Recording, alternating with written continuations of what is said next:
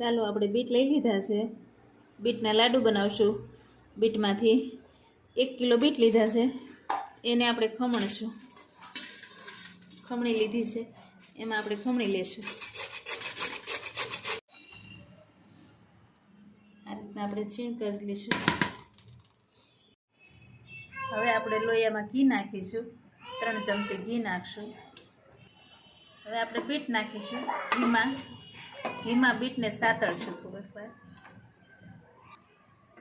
Medium gas ઉપર આપણે સાતળીશું એને થોડી વાર. સારી રીતે હલાવીશું.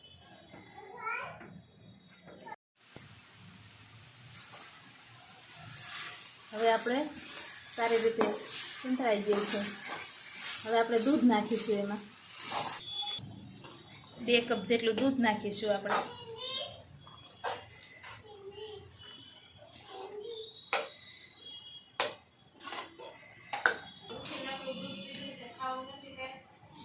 બે ચમચી મલાઈ નાખીશું.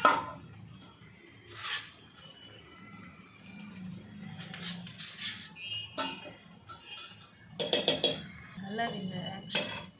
સારી રીતે હલાવી એને થોડી વાર બફાવા દઈશું. હલાવતા રહીશું, વચ્ચે વચ્ચે હલાવતા રહીશું, એટલે નીચે તળિયે ન બેસે. એ ખાસ ધ્યાન રાખવાનું છે. આપણે હલાવતું રહેવાનું. હવે દૂધ બળી ગયું છે, થોડું ઓછું થઈ ગયું છે દૂધ, એટલે આપણે એમાં ખાંડ નાખીશું. ખાંડ થોડીક વધારે પડતી નાખીશું કે આપને થોડીક સ્વીટનેસ સારી લાગે એટલા માટે.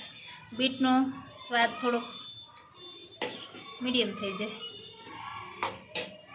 અને મીઠાશ લાગે, થોડીક મીઠી.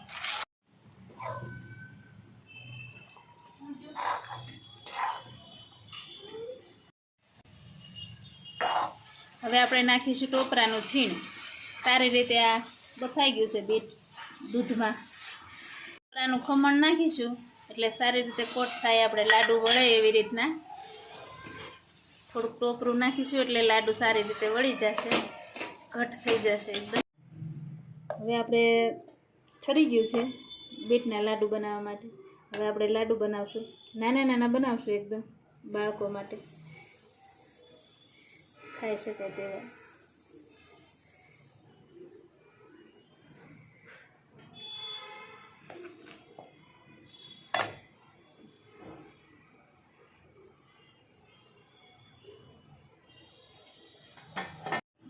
આ રીતના આપણે લાડોળી બની ગઈ છે. એના પર આપણે ટોપરું છાંટી દીધું છે.